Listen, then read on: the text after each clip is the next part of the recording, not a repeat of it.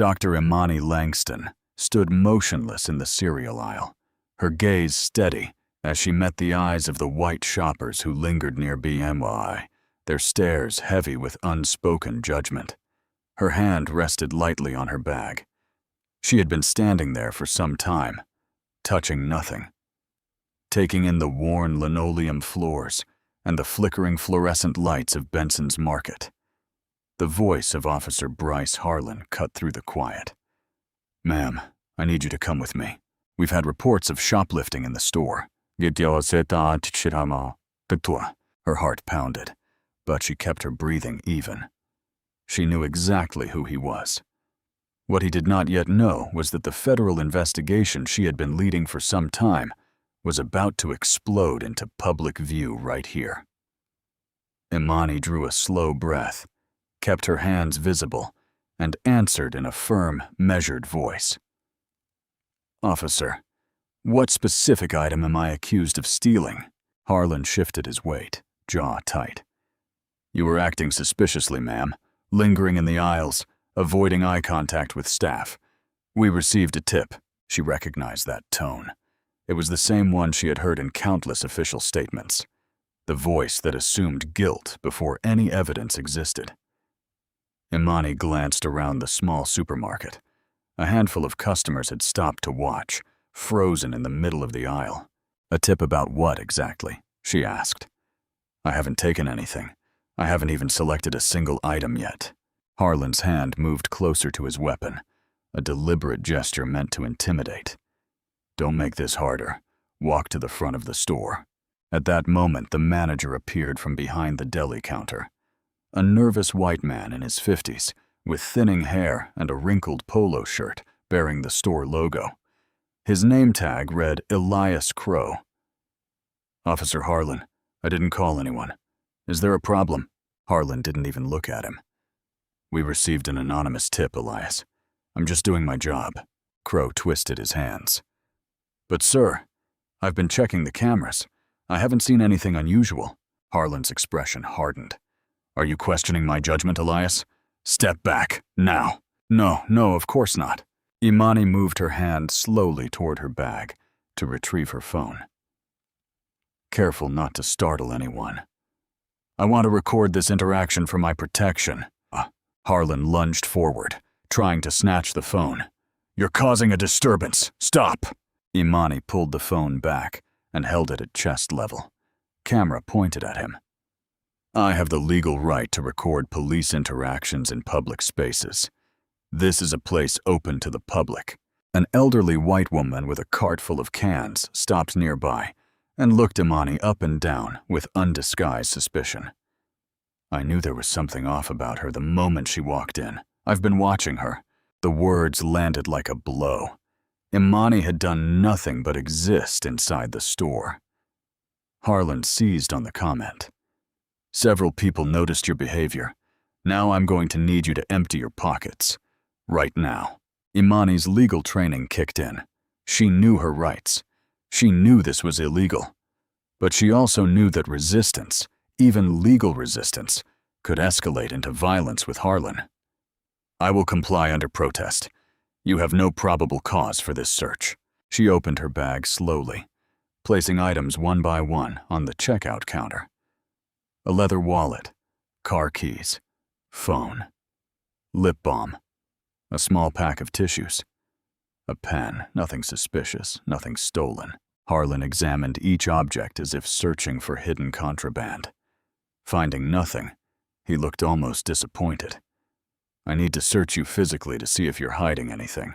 Imani's stomach tightened. "I have already complied with your request to show my belongings. You have no probable cause for a physical search. I am invoking my Fourth Amendment rights."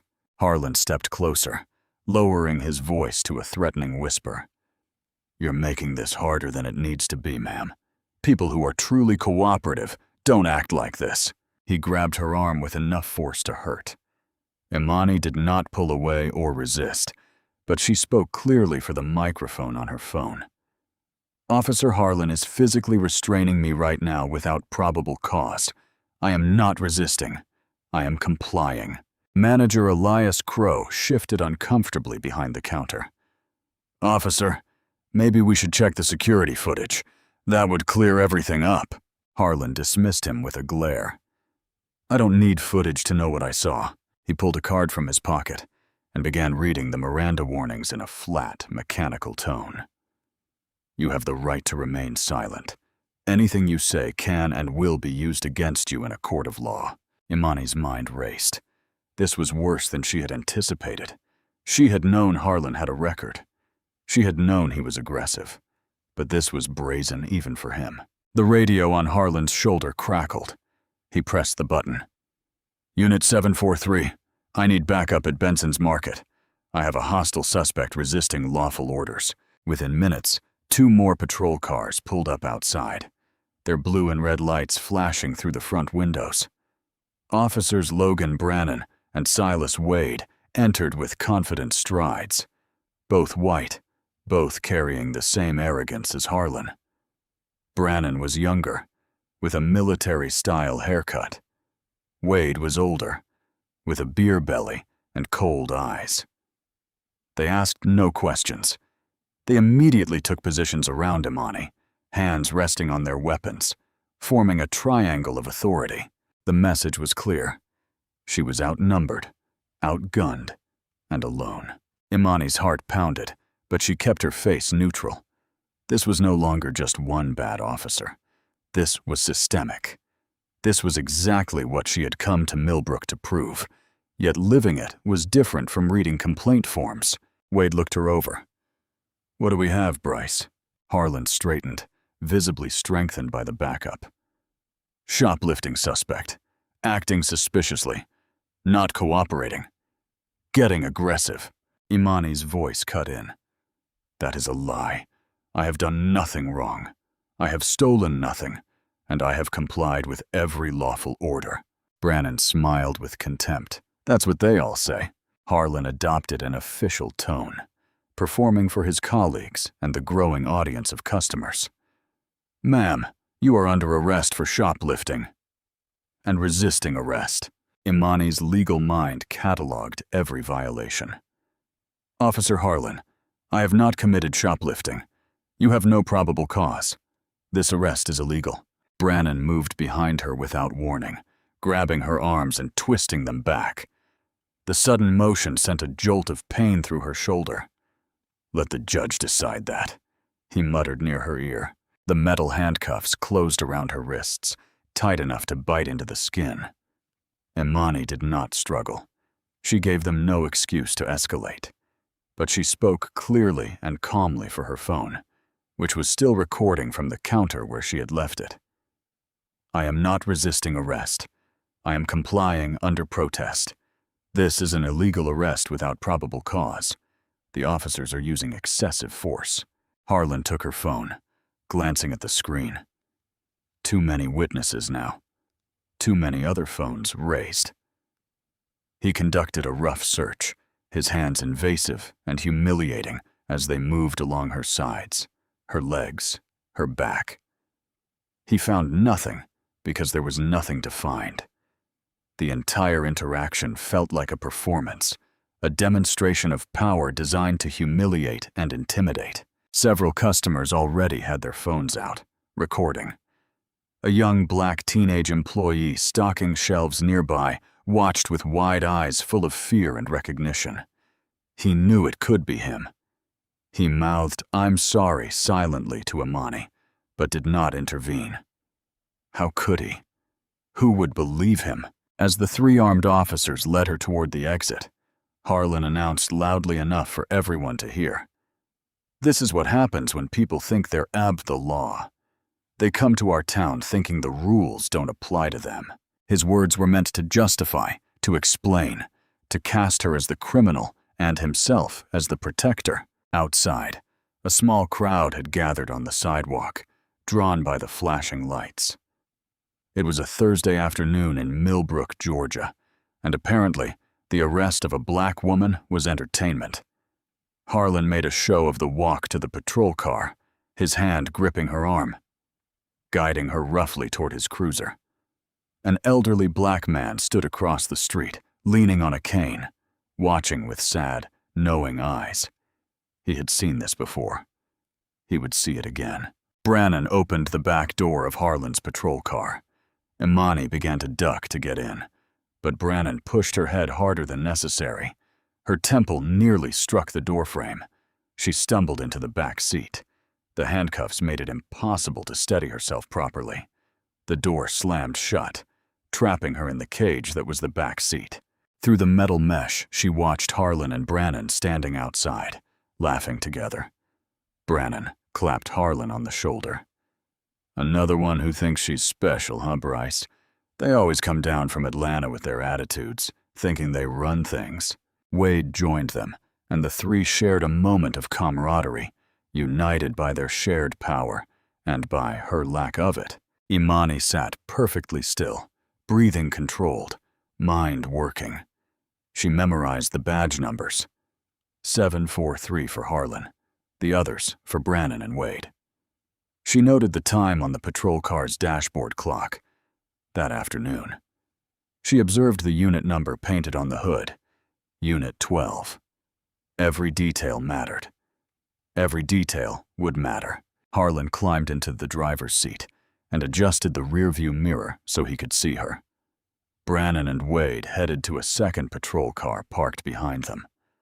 The small convoy prepared to transport an unarmed woman to the station as if she were a dangerous criminal. Harlan started the engine and pulled away from Benson's Market. Through the window, Imani watched Millbrook pass by. Small houses with peeling paint, local businesses, a church with a white steeple, a park where a few children played. It looked like any small Georgia town, quiet and ordinary on the surface.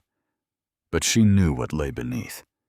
She had spent some time documenting it. As they drove, Harlan spoke without turning around. "You big city folks come down here thinking you run things, thinking you're better than us. Not in my town, not on my watch."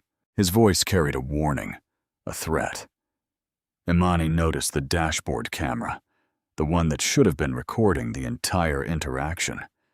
Black electrical tape covered the lens.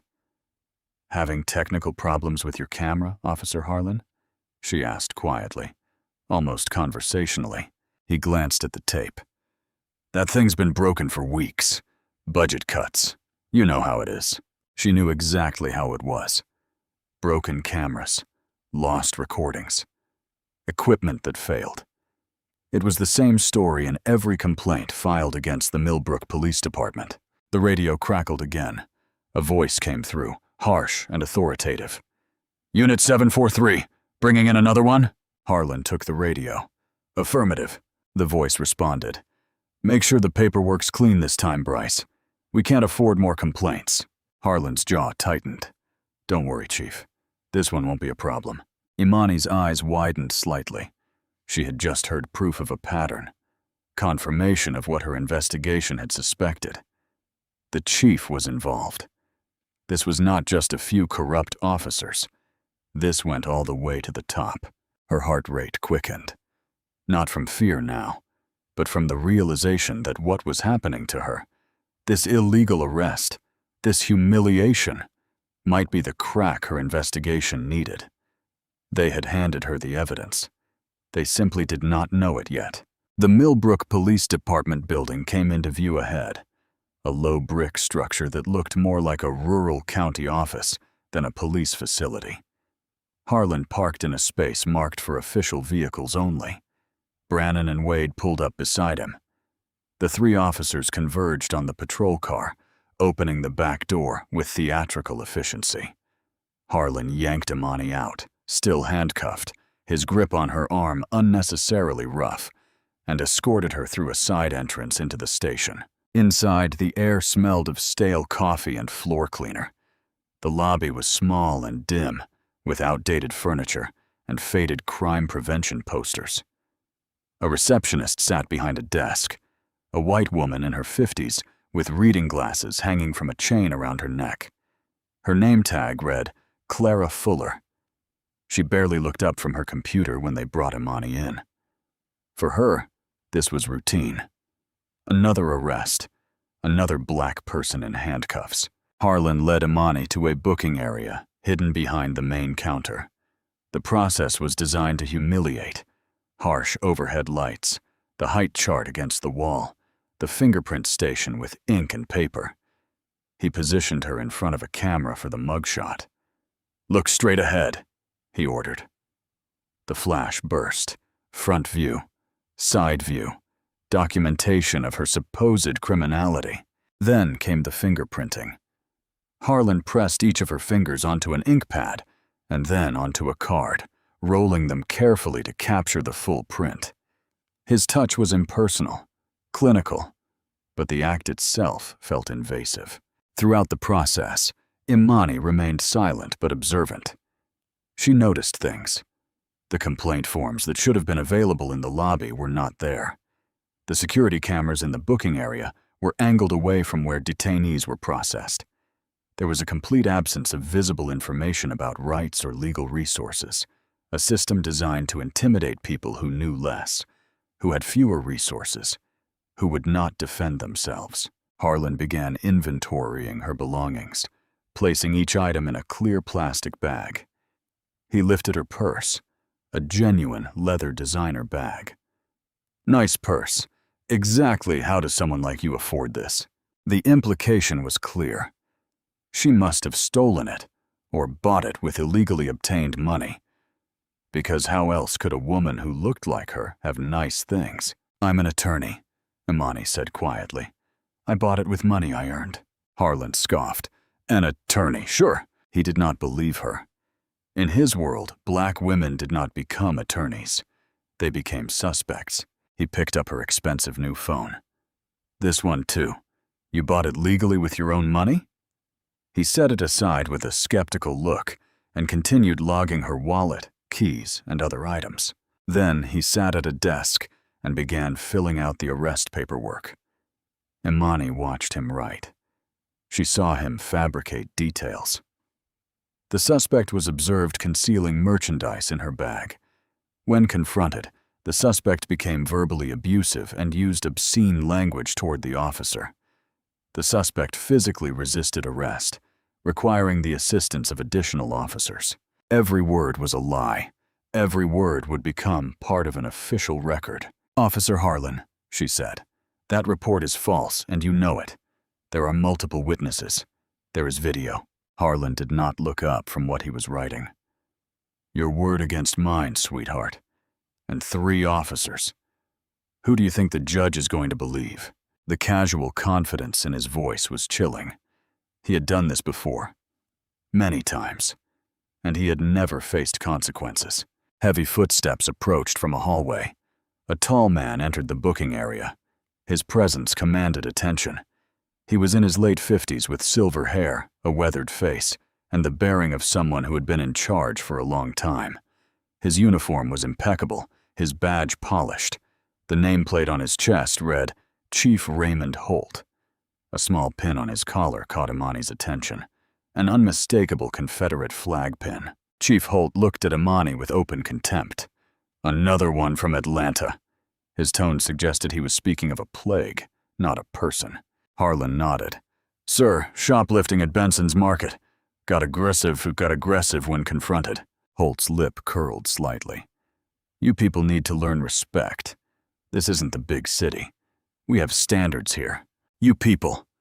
The words hung in the air like an insult. Imani held his gaze without blinking. Holt turned back to Harlan. "Process her quickly. She'll probably make bail in the morning. They always do." The casual nature of his comment revealed everything. For them, this was routine.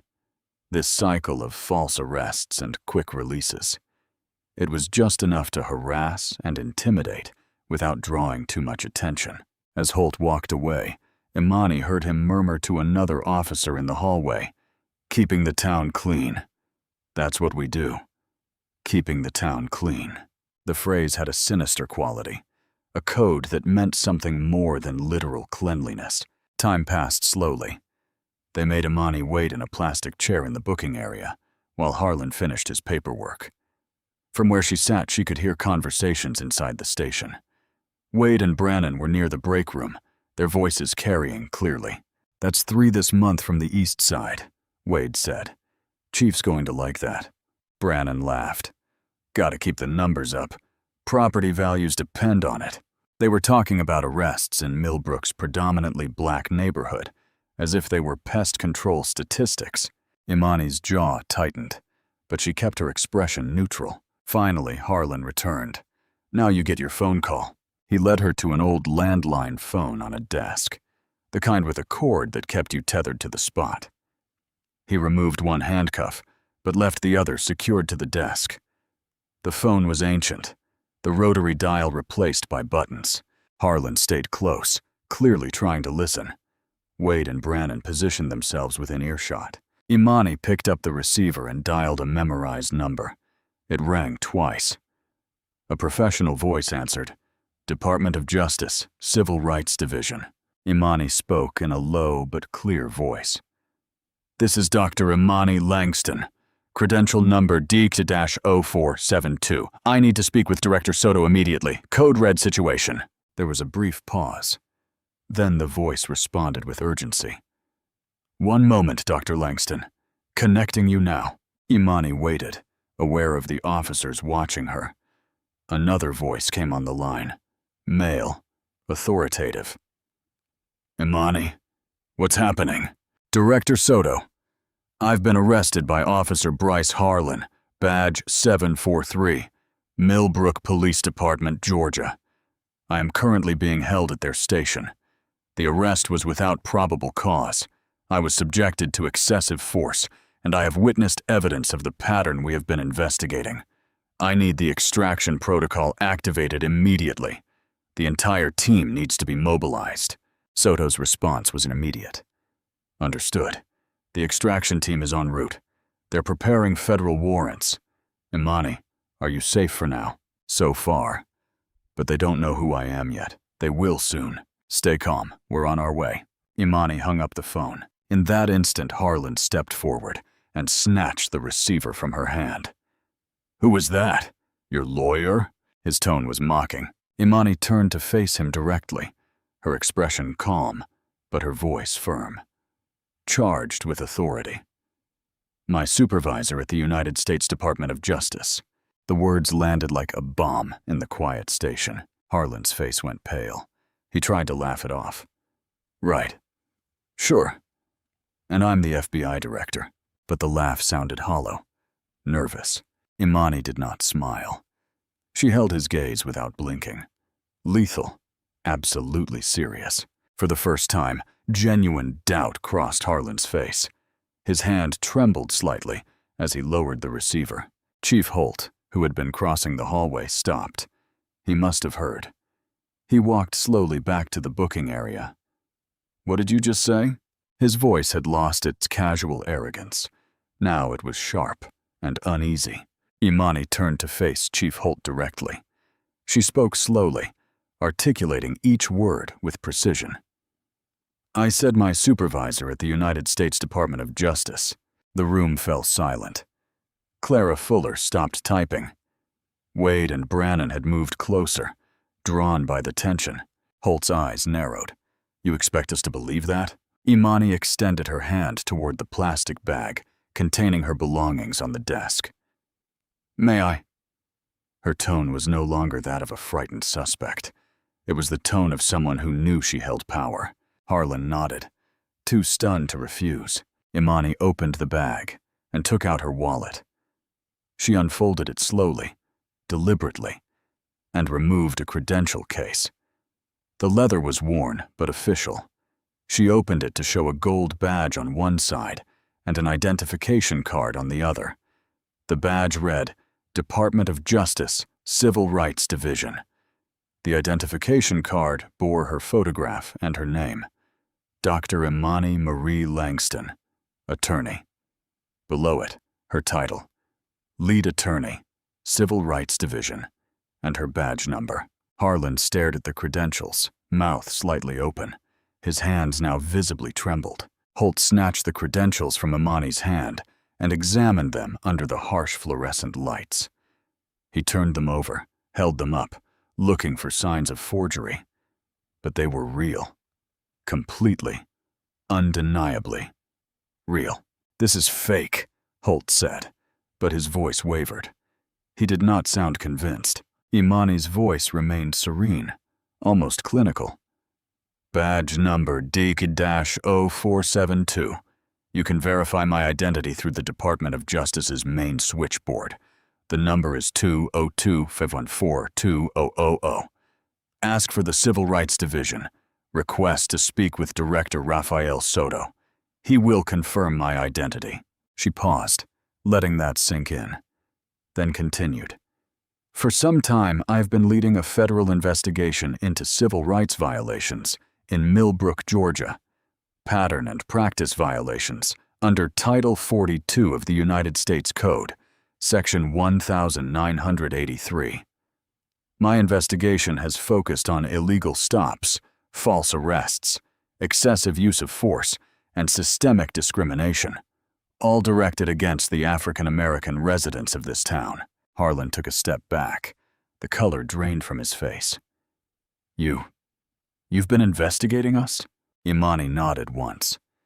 "Investigating you specifically, Officer Bryce Harlan. Badge 743. Records show 17 formal complaints filed against you in recent years.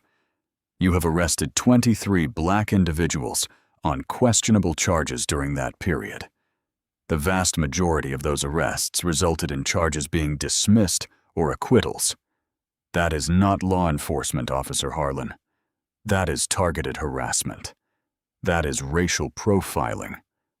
That is a systematic violation of civil rights." The silence in the station was absolute. Even the hum of the fluorescent lights seemed deafening. Imani now directed her attention to Chief Holt. "And you, Chief Raymond Holt, have systematically dismissed or buried every one of those 17 complaints. You have protected officers with clear, documented patterns of racial bias. You have created and maintained a culture within the department that does not merely tolerate discrimination. It encourages it." Holt's jaw tightened. "Now wait just a minute." Imani did not wait. "You have not implemented basic accountability measures. You have allowed officers to operate without functioning dashboard cameras. You have made complaint forms go unavailable to the public. You have intimidated witnesses. You have created an environment in which Millbrook's black residents have no recourse, no protection, no justice." Clara Fuller had risen from her desk, listening in shock. Wade had stepped back against the wall, face pale. Brannon looked as if he might be sick. Imani continued, her voice gaining strength. "I came to Millbrook today to interview witnesses, elderly residents who have been too afraid to travel to Atlanta to give testimony. I plan to conduct interviews this evening and tomorrow. I was gathering final statements for our investigative report." She looked directly at Harlan. "And you arrested me. Shoplifting. I saw you, Officer Harlan. You saw a black woman in a grocery store. That was all the evidence you needed. You fabricated a crime that never occurred. You arrested a federal attorney who was conducting an official investigation. You have just committed obstruction of justice, deprivation of rights under color of authority, and false arrest. And you did it all on video." She gestured toward her phone. "My phone has been streaming to secure federal servers since the moment you approached me at Benson's Market." Harlan's face went from white to gray. "No, that's not—" Imani raised her hand to her collar, revealing a small device barely visible against the dark fabric of her blouse. "Audio backup with body camera on my collar." She lifted her wrist, showing an elegant smartwatch. 3 redundant recording systems. Standard protocol when conducting field investigations in potentially hostile jurisdictions. The implications crashed over the room like a wave.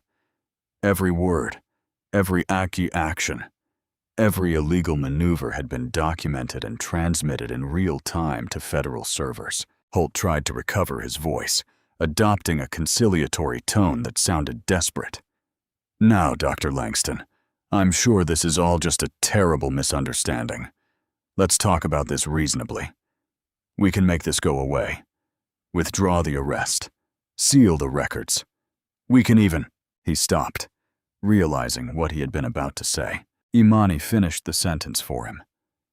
"You were about to offer to cover up a federal crime, weren't you, Chief?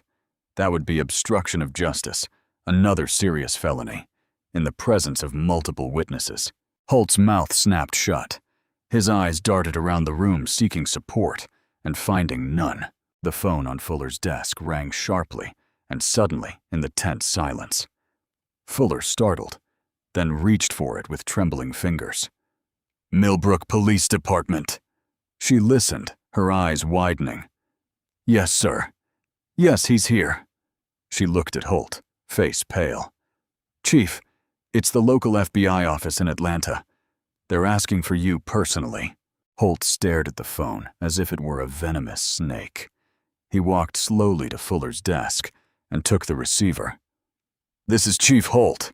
His voice tried to sound authoritative, but came out closer to fear. Imani watched him with an impassive face. Holt listened, his expression moving through a sequence of emotions. Confusion, denial, comprehension, then pure dread. "Yes, sir, I understand. Yes, we have her here." "No, sir, we didn't know." The conversation lasted less than a minute, but when Holt hung up, he looked as if he had aged 10 years. He turned to Harlan, voice tight. "Remove the handcuffs. Now." Harlan's hand shook so badly, it took 3 attempts to get the key into the lock. The handcuffs fell away. Imani slowly rubbed her wrists where the metal had left red marks. She took her time, making no sudden movements, letting the weight of the situation settle over everyone in the room. Holt cleared his throat. "Dr. Langston, on behalf of the Millbrook Police Department, I want to apologize for any misunderstanding that occurred today." Imani's eyes were cold. "There was no misunderstanding, Chief Holt. Officer Harlan arrested me without probable cause. He used excessive force, filed false charges, violated my civil rights, and you just attempted to cover it up." Holt tried again. "I'm sure we can resolve this matter internally. Administrative leave for Officer Harlan, perhaps some additional training, or a review of our procedures." Imani shook her head slowly. "This is not an administrative matter, Chief.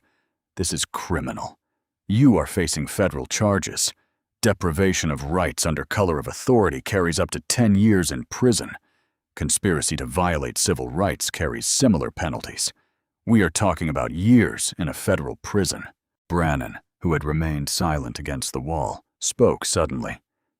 "Chief, I didn't know she was federal. I was just backing up Harlan." His voice cracked slightly. Imani turned her gaze on him. "You participated in an illegal arrest, Officer Brannon. You used your position of authority to intimidate and harm a citizen.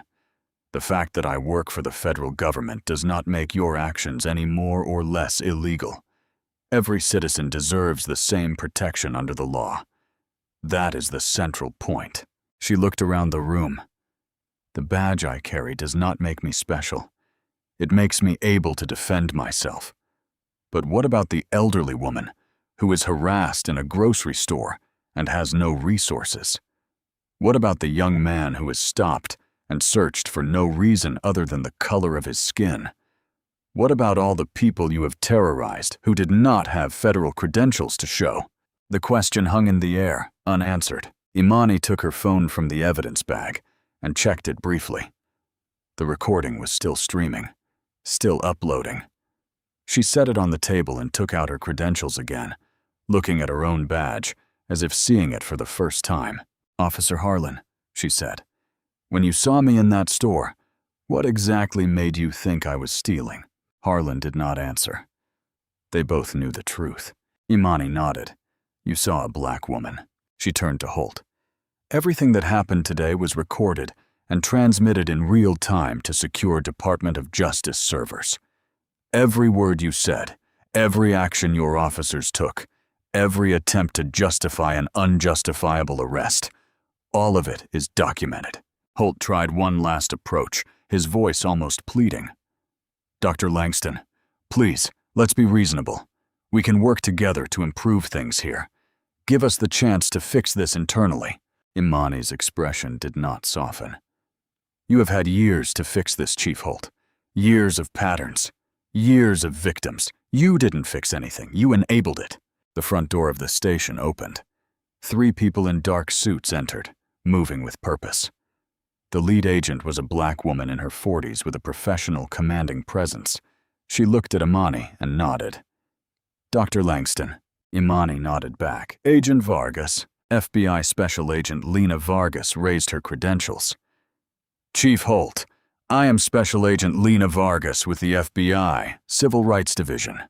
We have federal warrants for the department's records, personnel files, and all evidence related to arrests conducted in Millbrook over the past several years. Behind her, a Hispanic man in his 30s, also in a suit, stepped forward. I am U.S. Marshal Diego Reyes. All currently on-duty officers must remain on the premises for questioning. Holt stammered.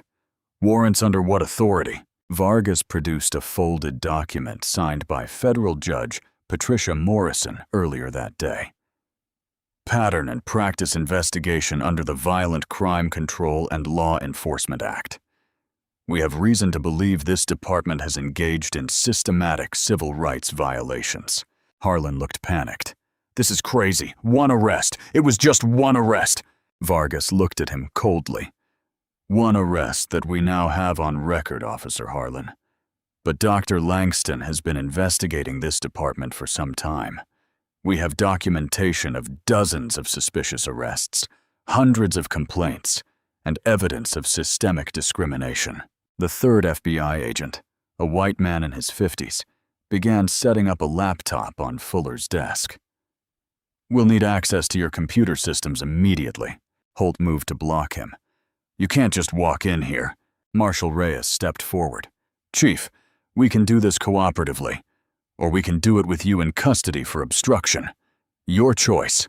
Holt stepped back, defeated. Imani walked to the evidence area where her confiscated belongings were still laid out. She collected her items methodically, checking each one, placing them back in her bag. Her movements were calm, deliberate. Then she noticed something in a corner of the room, a filing cabinet with a faded label that read, Closed Complaints. She approached it, tried the drawer. It was locked. She turned to Holt. Chief, open this filing cabinet, please. Holt shook his head. That's confidential department business. Internal affairs. Vargas stepped closer. Is it now? Reyes retrieved bolt cutters from a bag he carried. 2 quick cuts and the lock snapped. He opened the drawer. Inside were hundreds of complaint forms, stacked haphazardly, many yellowed with age. Imani took a handful and began reading quickly. Each one was from a black resident. Each described harassment, illegal stops, excessive use of force, discrimination. Each was stamped in red ink, unfounded, or insufficient evidence, or no action taken. Some of the complaints dated back 15 years. Vargas began photographing every page with a specialized camera, documenting everything. Imani's hands were steady as she read, but her jaw was tight. Chief Holt, this is not merely negligence. This is systematic suppression of civil rights complaints. This is evidence tampering. She lifted a complaint form from a man named Darius Thompson. This man filed 8 complaints over 2 years for being stopped without cause, each marked unfounded. He provided witness statements, requests for dashboard camera footage, documentation, all ignored. She pulled out another. This woman, Chen Williams, arrested for trespassing in her own neighborhood. Charges were dropped, but the arrest remains on her record, affecting her employment. Her complaint was never investigated. Form after form, year after year, a catalog of documented injustice. Then void. The only sound in this room was the click of Vargas's camera and the rustle of paper. Imani looked up from the files, eyes hardening. How many lives did you ruin, Chief? How many people did you allow your officers to terrorize? How many times did someone come to you seeking help, seeking justice, and you threw their complaint in a drawer and forgot about them? Holt had no answer. Agent Vargas finished photographing the last page from the drawer and put her camera away. This is enough for obstruction charges and systematic suppression of civil rights complaints. We'll need to seize all of this as evidence. News of what had happened spread through Millbrook's black community with a speed that only long-suppressed hope could generate. Within an hour of the FBI's arrival at the station, people began gathering outside. They were not protesters. They were witnesses, victims, survivors. They had been waiting for this moment, some for years, some for decades. At first, they arrived in silence, standing on the sidewalk in front of the station, watching the federal vehicles parked outside, seeing their oppressors finally face accountability. By evening, more than 40 people had gathered. An elderly man in his 60s approached Agent Vargas when she stepped outside to make a phone call. His name was Darius Thompson, the same man whose complaints Imani had found in the drawer. "Excuse me, ma'am, you're with the federal government?" Vargas turned to him, her expression softening. "Yes, sir. I'm Special Agent Lena Vargas with the FBI." Thompson's hands trembled as he pulled a worn folder from under his arm. "I kept copies every time I was stopped, every time they searched my car, every complaint I filed that they ignored. I kept copies of everything because I knew someday someone would listen." His voice broke. "I knew someday someone would care." Vargas took the folder carefully. "Sir, we care. We are listening. Now, would you be willing to give an official statement?" Thompson nodded, tears running down his weathered face. "I've been waiting 8 years for someone to ask me that." Inside the station, Agent Vargas set up a temporary area to take statements in the conference room. Agent Theo Park helped organize the process. One by one, residents came forward. Each had a story. Each had evidence. Each had been waiting for someone to believe them. Chen Williams, 28, arrived with her mother. She described being arrested for trespassing while walking in her own neighborhood, a predominantly black area called the East Side. "Officer Wade stopped me, said I didn't belong there. I told him I lived on Maple Street, just 2 blocks away. He said I was lying. He arrested me for trespassing and giving false information to an officer. They held me overnight. I lost my job at the bank because of the arrest on my record." Her mother added, "We filed a complaint. They said there was no evidence of misconduct, but she was walking home from work. From work, how is that trespassing?" Reverend Isaiah Carter, 71, arrived with his grandchildren.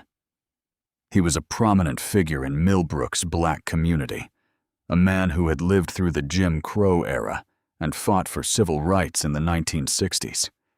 He had thought those days were behind them. He had been wrong. 3 months ago, Officer Brannon stopped me for a broken taillight. My taillight wasn't broken. He made me get out of the car, spread my legs, put my hands on the hood. My grandchildren were watching from the back seat. They searched my car, rummaged through the glove box, found nothing because there was nothing to find. My 7-year-old granddaughter cried the whole time. Afterward, she asked me why the police were so mean to Grandpa. What do you tell a 7-year-old girl? Imani, listening to each testimony, felt something crack inside her professional armor. She had read hundreds of complaints. She had interviewed dozens of victims in other jurisdictions.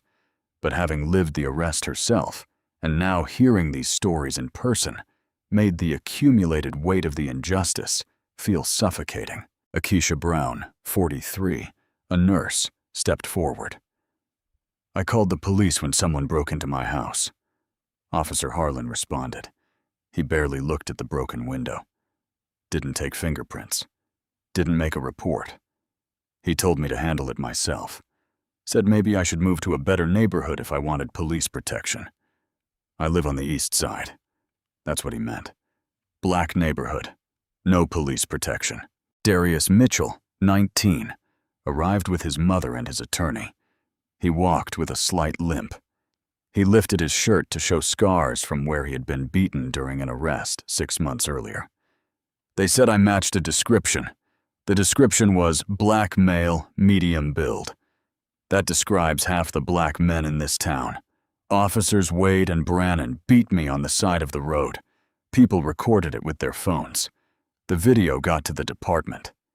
Nothing happened. No charges against them. But I was charged with resisting arrest. His attorney, a tired-looking white woman named Susan Marsh, added, "I've been a public defender in this county for 12 years. I've seen this pattern again and again. Black defendants, questionable arrests, weak evidence, but the system crushes them. Bail they can't afford, plea deals that look better than risking trial. It's a machine that destroys lives." Each testimony was recorded, documented, photographed. Agent Park took detailed notes. Vargas made sure every statement was properly filed and preserved. This was what a federal investigation looked like when the dam finally broke. Years of suppressed truth pouring out at once. Tyler Green, the 17-year-old employee from Benson's Market, arrived when his shift ended. He was nervous, glancing over his shoulder, still afraid. But he had brought his phone. "I've been recording incidents in the store for the past year. I was scared to come forward before, but I couldn't keep watching and doing nothing."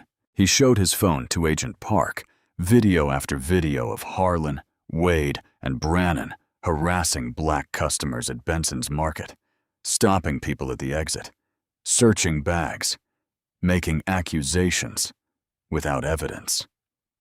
In one video, Harlan followed a black woman around the entire store, walking very close behind her, clearly trying to intimidate her.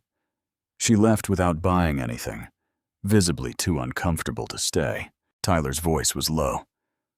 "Mr. Benson, the owner, doesn't like it, but Elias, the manager, is afraid to say anything to the police. So this keeps happening." Agent Vargas took Tyler's phone to download the videos. "You're very brave, young man." Tyler shook his head. "Dr. Langston is brave. I just recorded what I saw." Elias Crow arrived an hour later. He brought a hard drive with a year's worth of security footage from Benson's Market. "I should have done this sooner. I'm ashamed I didn't. But Harlan made it clear that if I caused problems, things would get difficult for my business. Inspections, code violations. He had ways of making your life miserable." He handed the hard drive to Vargas. "This shows multiple incidents of officers harassing black customers. I kept it because I knew someday it might be needed. I just didn't know when." As the sun began to set, the crowd outside had grown to more than 70 people. Some were there to give testimony.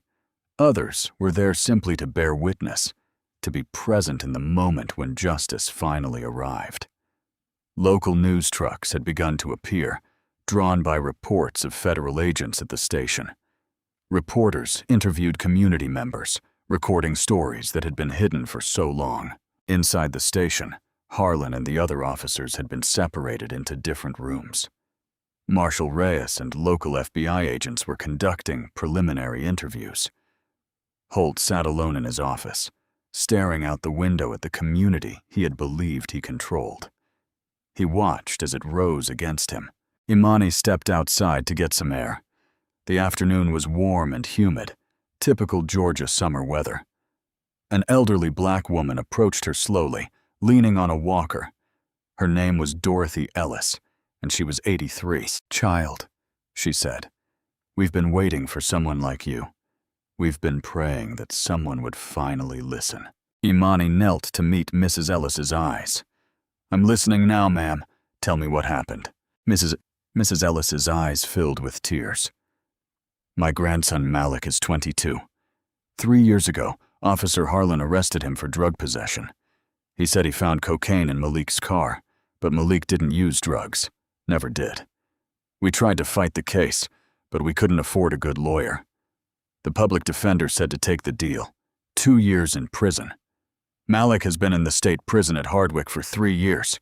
He has 2 more to go." Her voice broke. "That boy was going to college. He had a scholarship to Georgia State. All of it lost over drugs he never had." Imani took Mrs. Ellis's hand gently. "Mrs. Ellis, Was there anything unusual about the arrest? Something you saw? Mrs. Ellis nodded slowly. I was in the car with him. We were coming back from the grocery store. Harlan stopped us. Said Malik hadn't used his turn signal. I saw it happen, officer. He made Malik get out.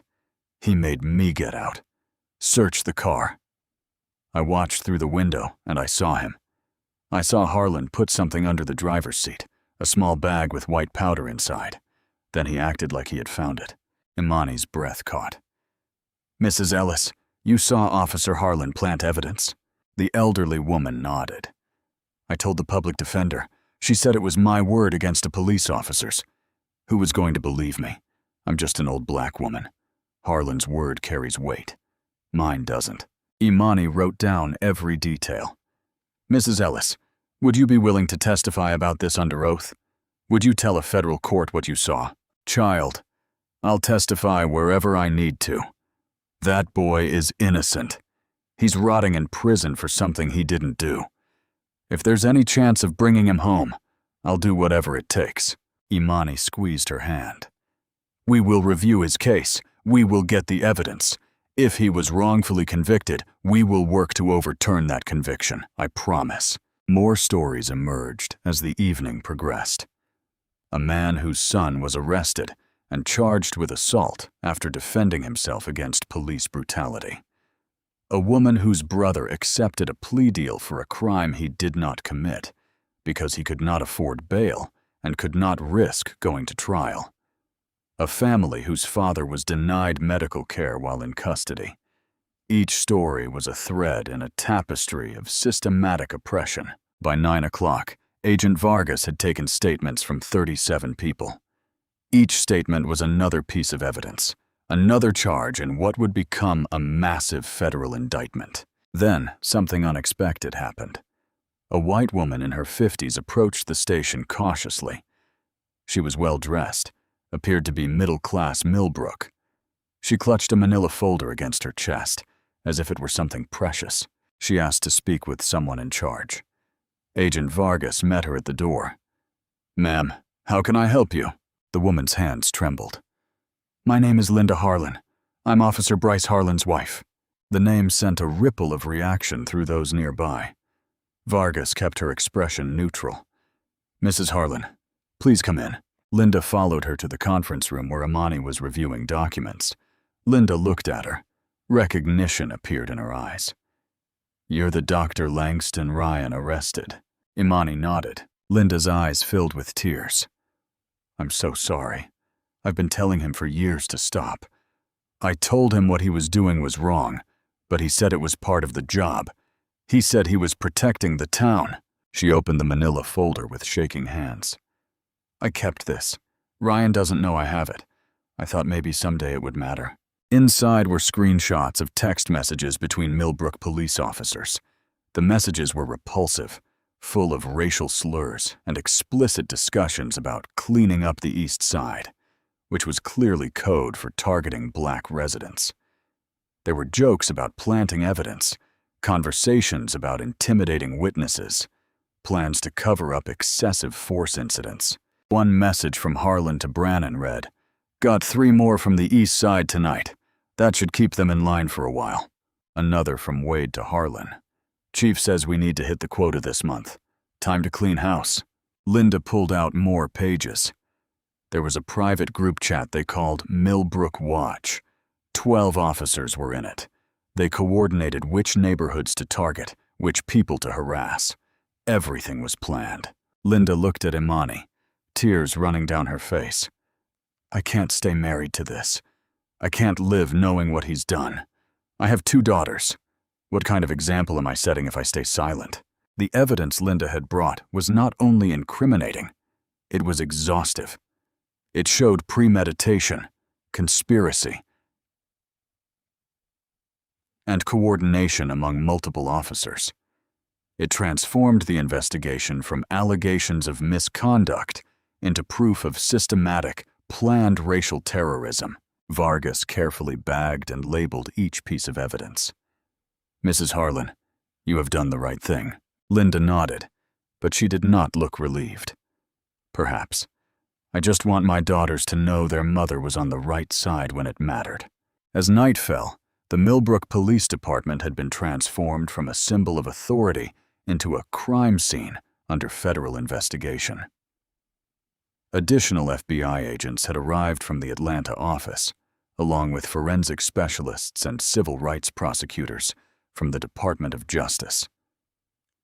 The station buzzed with activity as investigators cataloged evidence, interviewed witnesses, and built what would become one of the most comprehensive civil rights cases in recent Georgia history.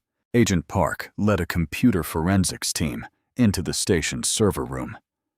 Within an hour, they discovered that complaint records had been systematically deleted or altered. But digital deletion was rarely permanent.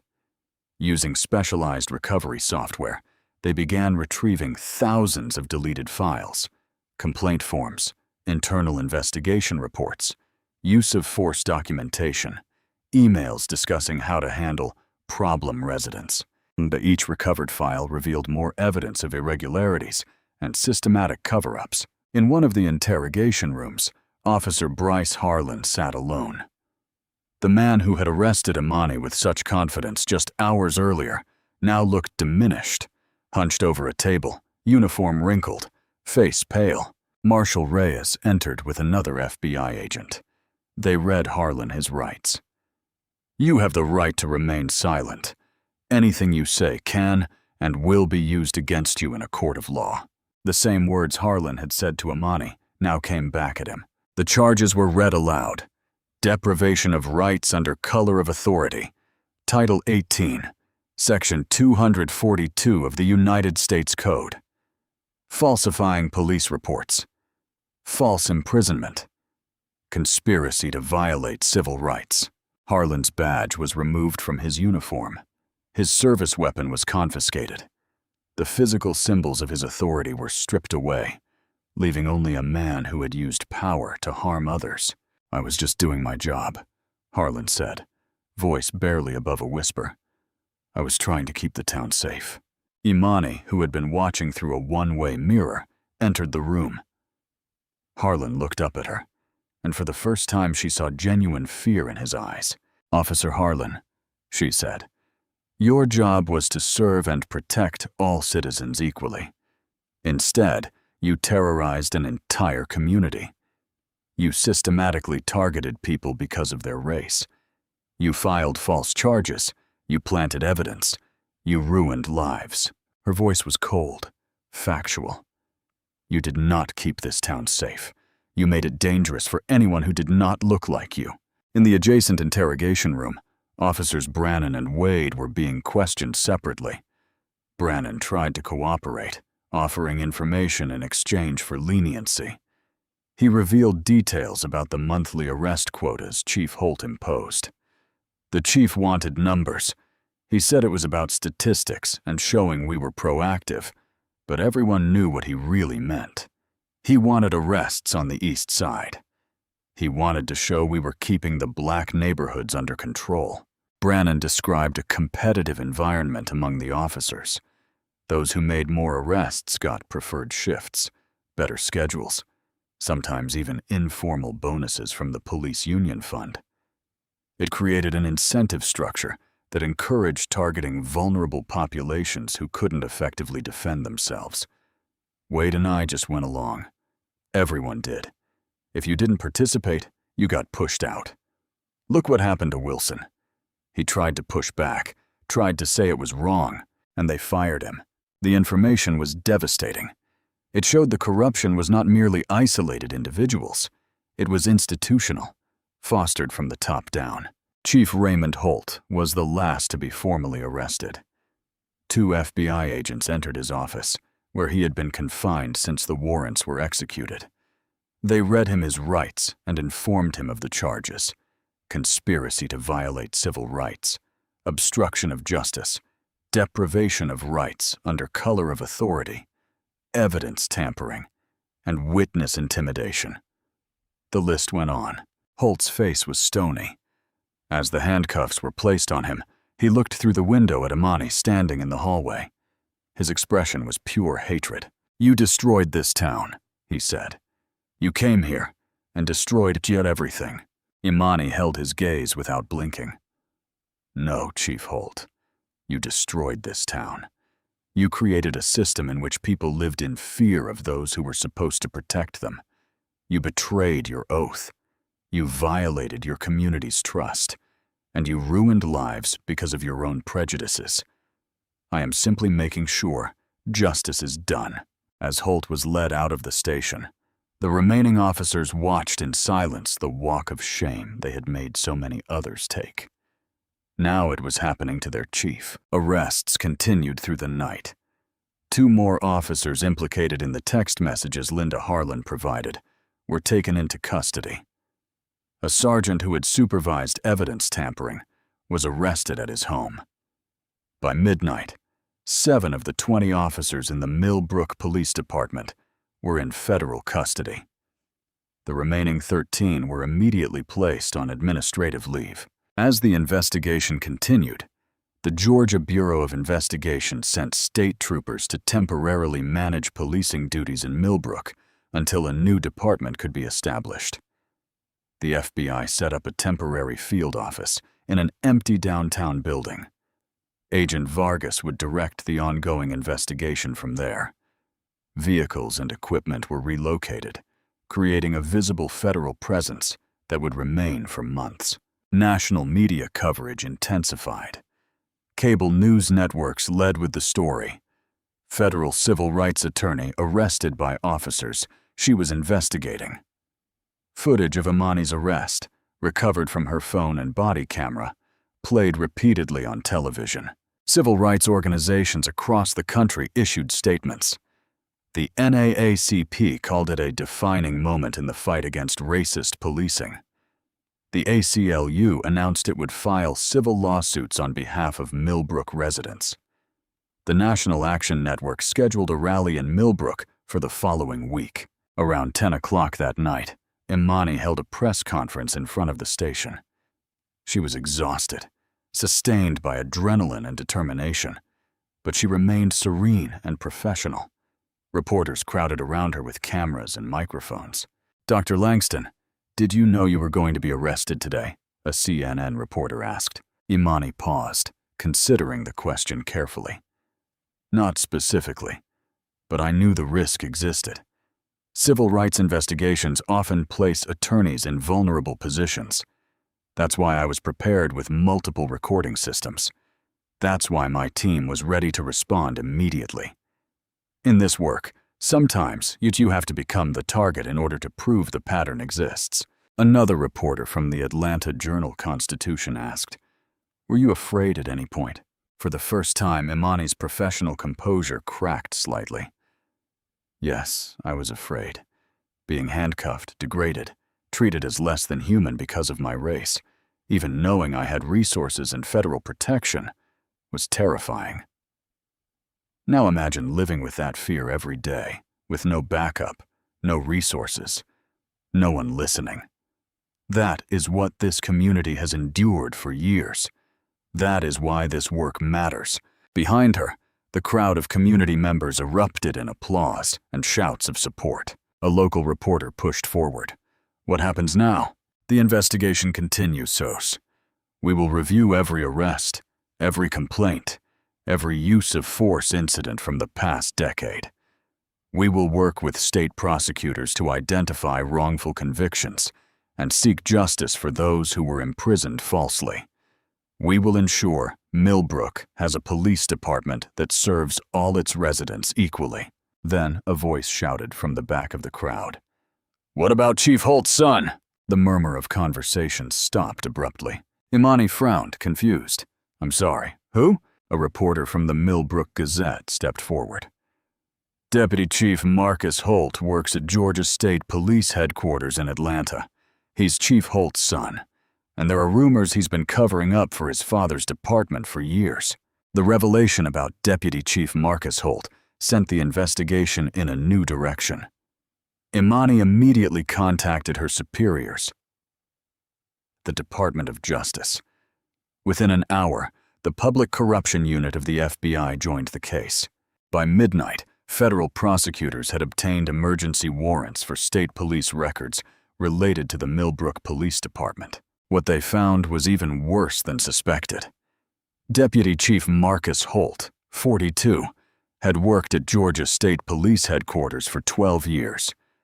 During that time, dozens of complaints about the Millbrook Police Department had been referred to the state level for review, something state law required when local investigations were inadequate.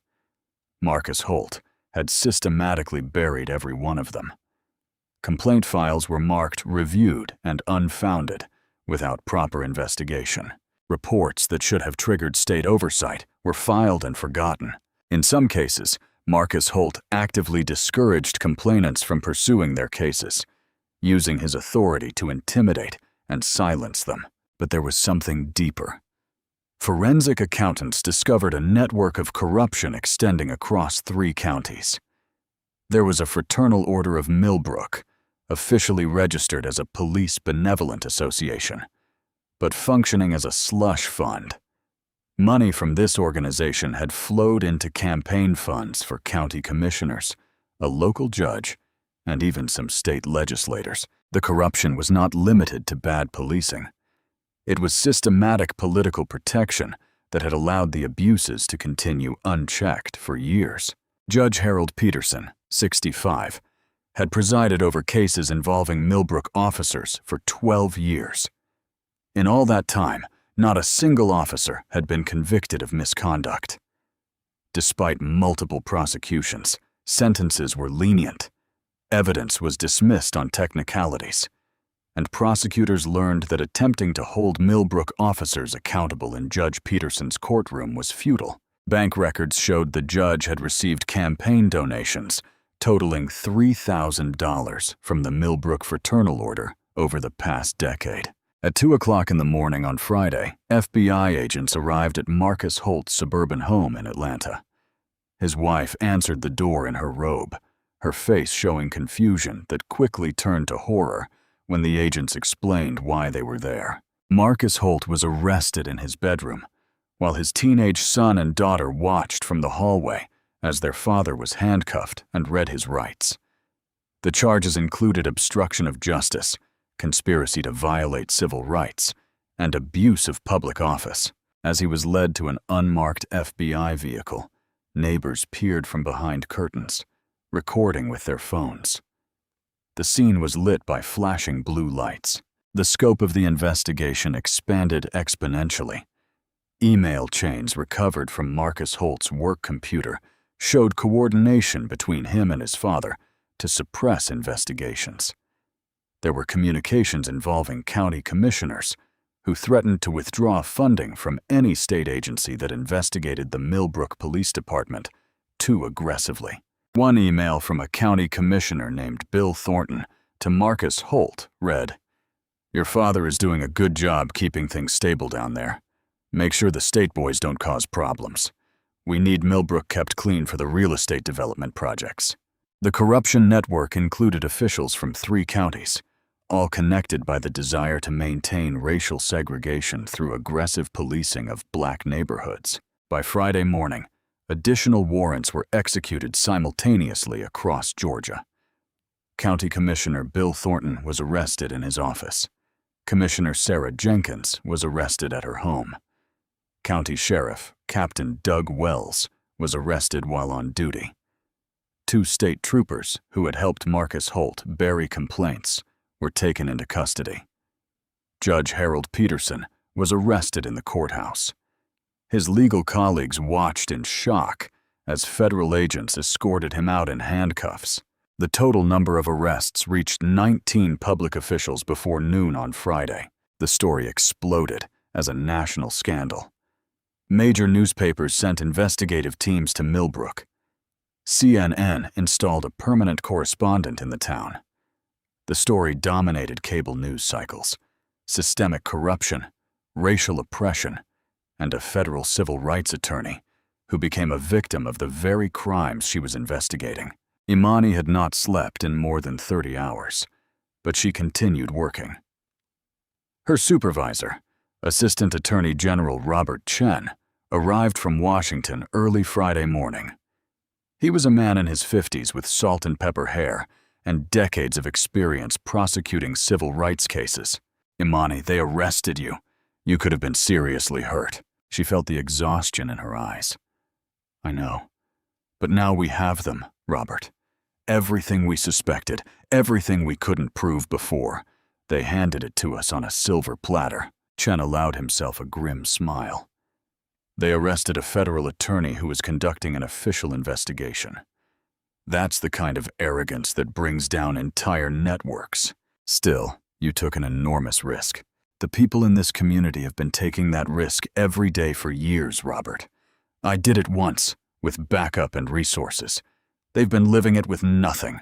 Throughout Friday, more community members came forward with evidence. Former officer James Wilson, the black officer who had been fired 5 years earlier for refusing to participate in racial profiling, brought internal documents he had secretly copied before leaving. The documents were explosive, quota sheets specifying how many arrests were to come from black neighborhoods, memoranda of directives encouraging aggressive stops in the East Side, training materials that explicitly profiled black residents as high-risk suspects. Wilson testified that the training was not subtle. "They told us directly that the East Side was a high-crime area, and that black males between 15 and 40 should be considered potential threats. They taught us to stop people for minor infractions, any excuse to run warrants or check for outstanding issues. The goal wasn't public safety. The goal was control." His testimony filled critical gaps in the case, demonstrating that the discrimination was not accidental or the result of individual prejudice. It was official policy, taught and reinforced by department leadership. Media coverage intensified throughout the day. National civil rights leaders arrived in Millbrook. The Reverend Dr. William Barber led a prayer service at Reverend Carter's church. Representatives from the NAACP and ACLU set up legal clinics to help victims file civil lawsuits. By Friday afternoon, community activists had organized a public assembly at the church. More than 300 people filled the pews and spilled into the outside courtyard. Imani was invited to speak. She stood at the pulpit, looking out at the faces of people who had suffered for so long, and felt the weight of responsibility. "I want to thank all of you for your courage in coming forward, your testimony, your evidence, your willingness to speak the truth. That is what makes justice possible. The arrests we have made are only the beginning. We will review every case, every conviction, every complaint. We will work to overturn wrongful convictions and seek redress for those who were harmed. We will ensure Millbrook has a police department that serves all its residents equally, that protects instead of terrorizes." The crowd responded with applause and shouts of "Amen" and "Thank you." Mrs. Dorothy Ellis, the elderly woman whose grandson was in prison, rose slowly with her walker. The crowd fell silent. "Dr. Langston," she said, voice trembling but clear, "there's something more. My grandson Malik, the one in prison I told you about, they didn't just arrest him. Officer Harlan planted drugs in his car. I saw it happen. I was there. But when I tried to report it, they threatened me. They said if I talked, they would arrest me too, for obstruction. They said they would take my house through civil forfeiture. I was scared, so I stayed quiet." She broke down in tears. "That boy has been in prison for 3 years over drugs he never had. 3 years of his life stolen because I was too afraid to tell the truth." Imani descended from the pulpit and walked to Mrs. Ellis, kneeling beside her. "Mrs. Ellis, would you be willing to testify about this under oath? Would you tell a federal court what you saw?" Mrs. Ellis nodded through tears. "Yes, I'll tell anyone who will listen. I should have told the truth 3 years ago." Then another person stood, a middle-aged man named Jerome Patterson. "They planted evidence on my nephew too. Cocaine. Said they found it in his pocket during a traffic stop, but he doesn't use drugs. Never has. Another person stood, a woman named Tasha Coleman. They did it to my son. He's serving 5 years in Valdosta State Prison for drugs that weren't his. Another person stood, then another. Within minutes, 15 people were standing, all with similar stories of planted evidence, intimidated witnesses, forced silence. Imani realized the corruption ran even deeper than documented arrests and harassment. They had been systematically framing innocent people, sending them to prison on false charges. She turned to Agent Vargas, who had been recording everything. We need to review every single drug conviction in this town from the past decade. Every single one. And we need to petition for immediate sentence suspensions for anyone serving time based on arrests made by these officers. Vargas nodded gravely. I'll contact the State Attorney General's office. Tonight. 2 months later, the investigation continued to expand and deepen as more evidence emerged and more victims came forward. In early fall, comprehensive federal indictments were made public in the Northern District of Georgia. 19 people were charged with conspiracy to violate civil rights, including Chief Raymond Holt, Deputy Chief Marcus Holt, 7 Millbrook police officers, Judge Harold Peterson, 3 county commissioners, 2 state troopers, and a county sheriff's captain. The charges were extensive and detailed: deprivation of rights under color of authority, conspiracy against rights, falsification of records, witness intimidation, evidence tampering, obstruction of justice. For some defendants, additional charges included mail fraud and wire fraud for the misuse of federal law enforcement grants. Collectively, the defendants faced more than 300 years of potential prison time. The evidence against them was overwhelming. In preliminary hearings held in October, defense attorneys, after reviewing the government's evidence, almost unanimously advised their clients to accept plea deals. The recordings of Imani's arrest alone would be enough to convict several officers, but combined with the recovered text messages, the testimony of dozens of victims, the financial records showing corruption, and the physical evidence of planted drugs, the cases were essentially unwinnable. Chief Raymond Holt refused to accept a deal. He insisted on going to trial, maintaining that he was simply doing his job, that he was protecting his community. The trial lasted 3 weeks. The prosecution presented 42 witnesses, including Imani, who testified for 2 full days about her investigation and her arrest. The jury, 8 women and 4 men, evenly divided between black and white citizens, deliberated for 4 hours. They returned with a guilty verdict on all 23 counts. Judge Morrison sentenced Chief Raymond Holt to 23 years in federal prison, 1 year for each count, to be served consecutively. Holt showed no emotion as the sentence was read, but his wife and daughters sobbed in the courtroom gallery. Officer Bryce Harlan accepted a plea deal in exchange for his testimony against other defendants and his cooperation in identifying wrongful convictions. His sentence was reduced to 18 years in federal prison. Before being sentenced, he was allowed to make a statement. I thought I was protecting my town. I thought I was doing the right thing. I was wrong. I harmed innocent people. I destroyed families. I can't undo what I've done, but I want everyone to know that I accept responsibility for my actions. It's not enough. It can never be enough. But it's something.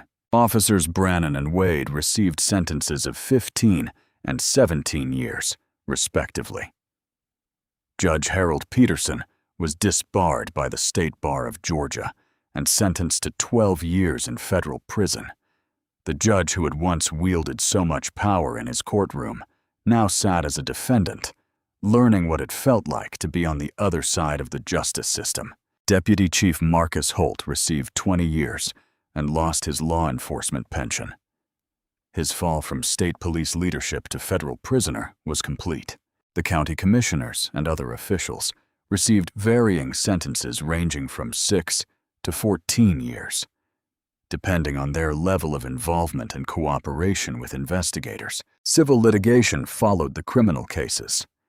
More than 70 people filed federal civil rights lawsuits against the city of Millbrook, the police department, and individual officers. The city's insurers, faced with overwhelming evidence of systematic misconduct, settled for a total of $43 million. The money could never compensate for years stolen, reputations destroyed, and generational trauma, but it provided some measure of redress. More importantly, it sent a message to other municipalities. Allowing police misconduct was not only morally wrong, it was financially catastrophic. The Department of Justice imposed a consent decree on Millbrook, requiring federal oversight of the police department for several years. The existing department was effectively dissolved. A national search was conducted for a new police chief. The position was offered to Commander Patricia Williams, a black woman, 53, with 28 years of law enforcement experience, most recently with the Atlanta Police Department, and an impeccable record in community policing and civil rights compliance. Williams accepted this position with the understanding that she would have full authority to rebuild the department from the ground up. Commander Williams implemented deep reforms. Every officer was required to wear a body camera at all times while on duty, with automatic disciplinary consequences for any failure to record interactions. A civilian oversight board was established with subpoena power and authority to review all complaints.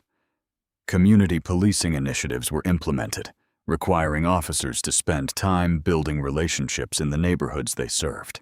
Implicit bias training was paired with de-escalation training and regular civil rights education. The department was initially reduced to 12 officers, each carefully vetted through exhaustive background checks and psychological evaluations. Officers with any history of excessive force, discriminatory behavior, or dishonesty were automatically disqualified.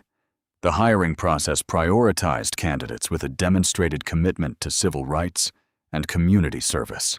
James Wilson, the former officer who had been fired for refusing to participate in racial profiling, was rehired and promoted to lieutenant. His integrity and courage were finally recognized and rewarded. Tyler Green, the 17-year-old supermarket employee who had provided crucial video evidence, received a full scholarship to Morehouse College from the Thurgood Marshall Civil Rights Foundation. His courage in documenting injustice at personal risk was celebrated as an example of civic duty. Wrongful convictions were overturned based on evidence of planted drugs, coerced testimony, and procedural violations. Men and women who had been imprisoned for crimes they did not commit were released. Malik Ellis, Mrs. Dorothy Ellis's grandson, was released in November after serving 3 years of a wrongful 5-year sentence. Video recordings showing his grandmother's testimony, combined with forensic analysis proving the drugs had been planted, resulted in his conviction being vacated. The moment of his release was captured by news cameras. Malik walked out of Hardwick State Prison, saw his grandmother waiting, and ran to embrace her as both cried tears of relief and joy. Later, Malik filed a civil lawsuit and received a $2 million settlement, enough to restart his life. He enrolled at Georgia State University the following semester, resuming the education that had been stolen from him 3 years earlier. A process of community healing began, slowly, deliberately. Monthly town hall meetings were held, allowing residents to voice concerns and suggestions directly to the new police leadership. Listening sessions were organized, where officers and community members shared meals and conversations, building trust one interaction at a time. Restorative justice programs were implemented, bringing together those harmed by the old system with those committed to building a new one. Out of the Millbrook case, national legislation emerged. Representatives from both parties introduced the Millbrook Accountability Act, which strengthened federal oversight of local police departments, increased penalties for civil rights violations by law enforcement, and provided additional funding for civil rights investigations. The bill passed both the House and Senate with bipartisan support and was signed into law by the President in a ceremony attended by Imani and several Millbrook residents. 6 months after her arrest, Imani returned to Millbrook for a community ceremony.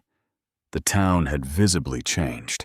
New leadership, reformed institutions, and a sense of hope that had not existed before. At the courthouse, a civil rights memorial was unveiled. The granite monument listed the names of every person who had been wrongfully arrested, harmed, or killed by the old police department. 147 names were engraved in the stone, a permanent record of injustice and a promise to remember. Reverend Carter led the ceremony with a prayer. Lord, we thank you for bringing truth to light. We thank you for the courage of those who stood up when standing up meant risking everything. We thank you for Dr. Imani Langston, who became a victim herself to show what we had been saying for years. We ask that you continue guiding this community toward healing, toward justice, toward the beloved community where all your children are valued equally. Mrs. Dorothy Ellis approached Imani after the ceremony. She walked without her walker now, her health improved by the relief of seeing justice done. She embraced Imani tightly. You saved this town, child. You saved us. Imani shook her head, eyes bright. You saved yourselves, Mrs. Ellis. You had the courage to speak the truth. You refused to be silenced. You kept copies of documents, recorded evidence, testified even when it was frightening. The community did this. I only provided the federal platform. As the ceremony concluded, people gathered with food and stories, celebrating not only the memorial, but the transformation it represented. A young black girl, perhaps 9 years old, with braids and a bright yellow dress, approached Imani shyly. Excuse me, are you the lawyer who stood up to the police? Imani knelt to meet the girl's eyes. I am. What's your name? Jasmine. My daddy says you're a hero. Imani smiled gently. Your daddy and everyone here are the real heroes, Jasmine. They never stopped believing in justice, even when justice seemed impossible. That is true courage. Jasmine thought about that for a moment, then asked, Can I be a lawyer like you when I grow up? Imani's smile widened. You can be whatever you want to be, sweetheart. And when you become a lawyer, you'll help so many more people find justice. That night, Imani sat alone in her Atlanta office, back in the Department of Justice building where her investigation had begun more than a year earlier. She was reviewing case files, preparing for her next investigation. Her phone rang. Unknown number. She considered not answering, but something compelled her to pick up. Dr. Langston? My name is Captain Lisa Moreno. I'm with the Phoenix Police Department in Arizona. Imani sat up immediately, fully alert. She knew that name. The Phoenix Police Department had been on her radar for months, with disturbingly similar complaints to those she had found in Millbrook. Captain Moreno's voice sounded tense, charged with emotion. I've been following the Millbrook case very closely. I'm calling because I believe you need to investigate us too. I've been an officer for 22 years. I've seen things I can no longer ignore. I've documented everything, but I don't know who to trust inside my own department. I need someone who won't stop until justice is done. After what you did in Millbrook, after putting yourself at risk, I know I can trust you. Imani took out a legal pad and a pen. Captain Moreno, I'm listening. Tell me everything. As Moreno began detailing complaints, patterns of discrimination, and evidence of systematic misconduct in Phoenix, Imani realized Millbrook had not been an isolated case. It was a symptom of a disease infecting police agencies across the country. But Millbrook had also proven something crucial. The disease could be cured. Systems could change. communities could heal. Justice could prevail. It required courage from victims willing to come forward. It required officers with conscience willing to speak out. It required attorneys willing to put themselves at risk. It required communities that refused to accept oppression as normal. But it was possible. Imani took detailed notes as Captain Moreno spoke, already formulating an investigative strategy. When the call ended an hour later, she leaned back in her chair and looked at the wall, where her law degree hung beside her Department of Justice credentials. This was why she had become an attorney. This was why she had spent years studying civil rights law. This was why she had joined the Department of Justice instead of accepting higher-paying private sector jobs. For this moment, this was from someone desperate for justice, this opportunity to transform systematic oppression into accountability and reform. The work continued. The fight continued. But so did the hope. Have you ever witnessed an injustice and felt powerless to stop it? Have you ever wondered if raising your voice would make any difference? The story of Millbrook teaches us that one voice, one act of courage, one person refusing to accept what is wrong as normal, can start a cascade of change. But it requires all of us. It requires communities to support one another, to document injustice, to refuse silence. It requires people in positions of power to have the conscience to do what is right, even when it costs them. What would you do if you witnessed discrimination? Would you record it? Would you speak up? Would you stand with the victim, even if it made you a target? Share your thoughts in the comments. And if this story moved you, if it made you reflect on justice, courage, and the power of speaking truth to power, please like this video. Subscribe to stay informed about stories that matter. Stories about real people fighting for real change. Share this with someone who needs to hear it. Someone who is fighting their own battle for justice. Someone who needs to know they are not alone. Together, we can build a society where all people, regardless of race, are treated with dignity and respect. Where police serve and protect all citizens equally. Where justice is not just an ideal, but a reality. Thank you for watching. Thank you for caring. And thank you for being part of the change we need to see in this world.